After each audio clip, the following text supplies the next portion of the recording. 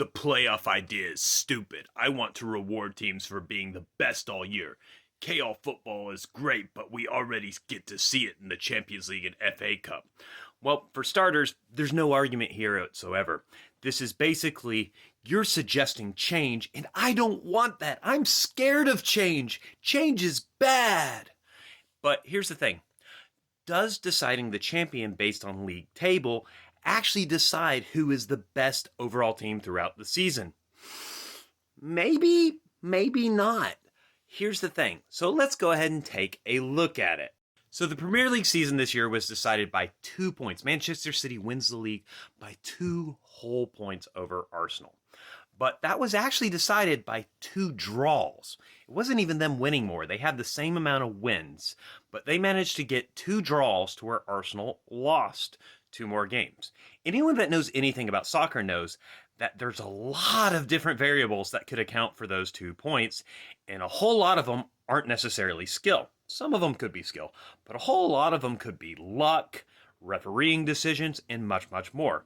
I mean, we've had more than one case of VAR decisions this year being shown to be wrong and affecting the results of the game, which could have changed the entire course of the season.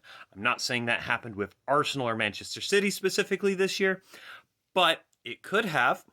But there's another thing we have to ask. Shouldn't the best team be able to beat the second best team? So Arsenal and Manchester City played each other 3 times this season.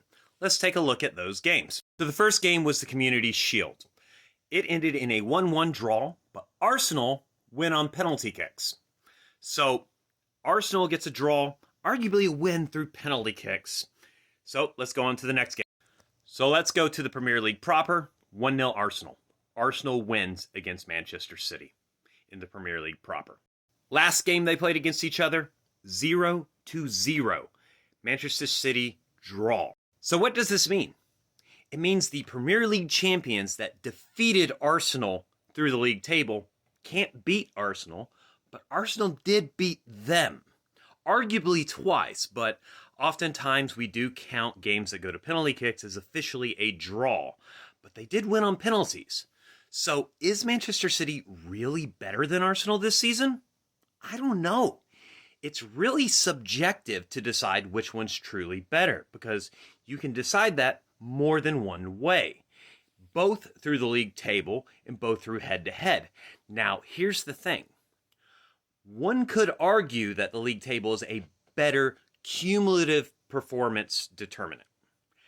And I think that's fair, but we also have to factor in head-to-head and also the ability to beat top teams, because sometimes in a league table, you're more assessed by your ability to make sure that you thrash minnows, beat all the small teams.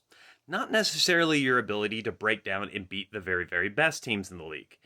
And since Manchester City couldn't beat Arsenal, but Arsenal did beat Manchester City, that question's still on the table. And that's where a playoff would actually give us some closure. And you know what? At the end of the day, this whole I don't like it, it's stupid because we already have knockout tournaments, is not an argument. The fact of the matter is, soccer's about entertainment, and a lot of you guys don't want to be entertained. You want to be considered safe, secure, and never have to experience change in your lives. And you know what?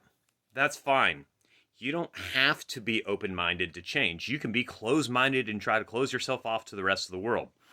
And at the end of the day, English soccer, they're going to be the losers about that if that's the path that they choose to take.